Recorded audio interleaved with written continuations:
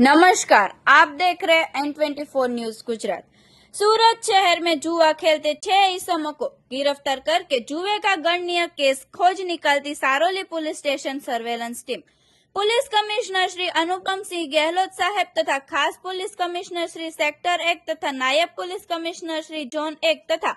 सहायनीय police commissioner Shri B division Surat शहर ने सूरत शहर में आने वाले त्योहार को ध्यान में रखते हुए जुए की प्रवृत्ति नेस्तनाबूद करने के लिए सूचना दी गई थी, जिस सूचना के आधार पर police inspector Shri SR Vekaria saheb द्वारा आज रोज सर्वेलेंस स्टाफ के पीएसआई जेएन चौहान साहेब तथा स्टाफ के